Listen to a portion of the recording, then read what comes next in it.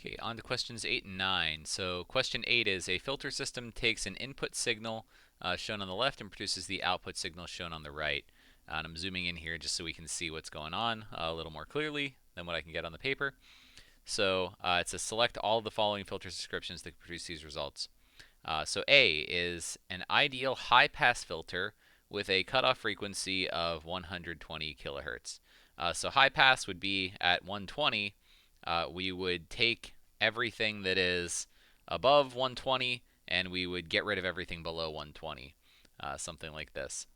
And so that's not really what we want because we've got the lower signals coming out, so that is not part of it. We would filter out things that are lower frequency if we have a high pass filter. An ideal band pass filter with a lower cutoff frequency of 30 kilohertz and an upper cutoff frequency of 110. So for that, we'd have somewhere around 30. We'd have this sort of a shape, but we'd have a cutoff here at 30ish, and then we'd have a 110 would be our other cutoff, and so something like that. And we would accept things in the middle of that band pass filter, which is what we end up with. So that's since it's 50 and 100 left, 125 goes away because it's outside of that ideal band pass filter. This is going to be acceptable. And then lastly, an ideal low pass filter with a cutoff frequency of 105 kilohertz. Again, low pass means we're gonna, an ideal means it's sharp like this. So we're gonna accept things that are below 105. And again, that's what we end up with. We get rid of that 125. So C is also an acceptable option. And that's it for that one. Just really understanding that high pass is accepting things higher than the cutoff. Low pass is accepting things lower than the cutoff. Band pass is accepting things in between. And then band reject would be the opposite of band pass, where we would reject things in between the signals. So I'm going to scroll down here and get to the other chart. And that's question 9. An AM signal has a time domain plot shown on the left and the corresponding frequency domain plot with missing labels shown on the right. So we're given the sort of envelope picture. And I said when you have one of these set in class, you always pretty much want to draw this envelope, though in this case they're giving you the label, so we don't really need to, but keep in mind that this is what the information signal looks like, and then the carrier signal is the fast signal here. And on the right, they're giving us the middle frequency, so we know that the carrier frequency is at 10 kilohertz, and we're going to try to find out the lower sideband and upper sideband frequencies, since this is an AM plot. That means that this is, this here is going to be FC minus FM. This is FC, and this is going to be FC plus FM. And again, this is, that's M, and then this very fast wave here is C. So that's what we're looking at here. And then it wants us to get the amplitude. This is going to be VC, the amplitude of the carrier, and this is going to be VM divided by 2, which is the amplitude of the sideband waves that we have. Though I think in the equations we're going to use, we actually just call it VM here.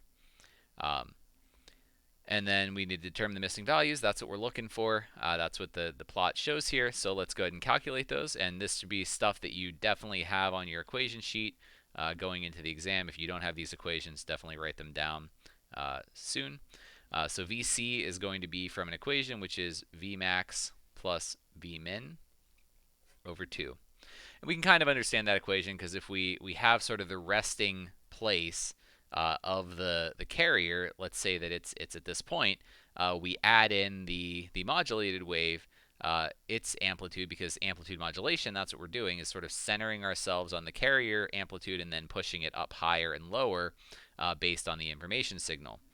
So this minimum value that we measure to the maximum value divided by 2 is going to give us this middle point in the amplitudes that is the amplitude of the original frequency of the original carrier wave.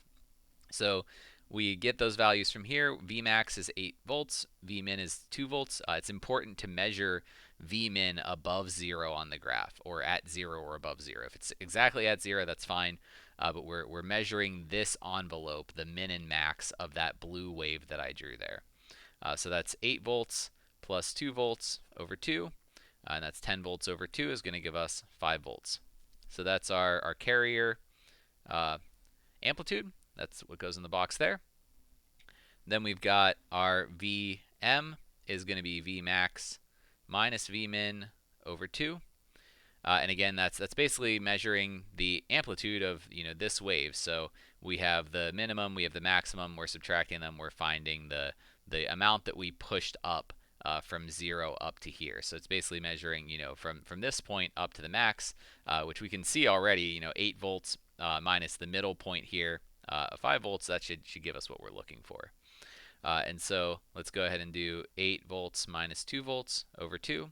That's 6 over 2, and that's going to give us 3 volts, which makes sense, right? Because if we start at 3, or if we start at 5, and we push up by 3, that's the amplitude of the information signal. We go back to 5, we go down by 3.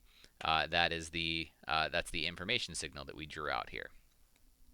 And then last couple things we need to do, we need to find the sideband frequencies.